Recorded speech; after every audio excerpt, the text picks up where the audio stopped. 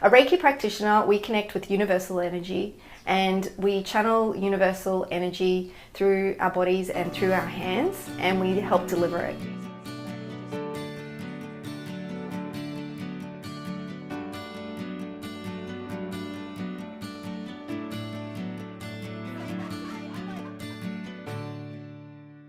So my job as a practitioner is to create a space for you, a meditative space where you can get your own insights and learnings, and I can help remove some energetic blockages that may occur. Okay.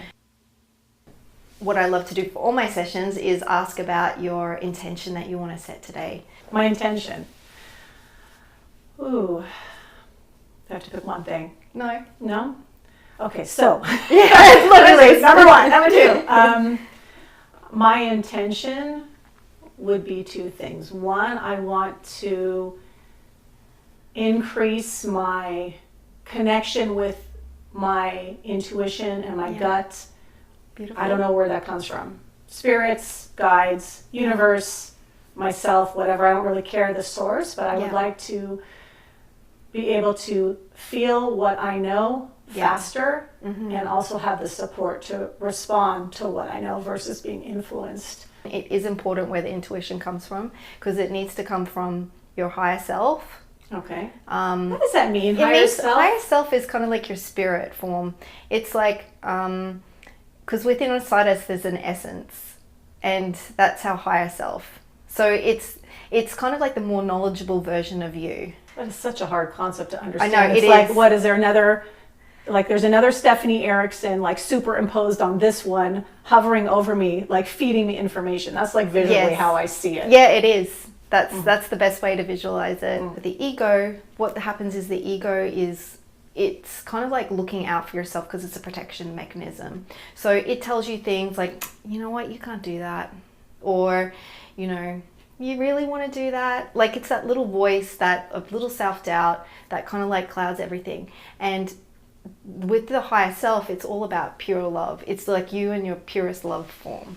And that same love that you have for your children, you can have for yourself. And that's part of the connection with your higher self. I'd like that intention too. Wouldn't it be great if I could love myself as unconditionally as I love my children? Because when you do that, you remove all your barriers, you reduce your barriers. It just brings me to tears. Like I know, just thinking about it, it's such a relief. Because my love for myself is nowhere near what it is for my kids. Yeah, and it should be just as much. Because imagine how much more powerful your love will be when you love yourself like that much. Oh boy. All right, let's set that one too. That sounds good. I'm going to walk out here. Delicious. During this session, like I felt like your energy is really good. You've got a really strong, even though I was working your base chakra, you've got a really strong grounded presence about you. Like there's a lot of strength, and even from like your highest perspective, there is a lot of wisdom and knowledge there. And I found when I was working on you, and I would love to work on you again actually, by the way, is you're getting stuck in your midway at your solar plexus, and this relates to your anxiety, like because it's getting stuck there. I'd love you to do like grounding exercises.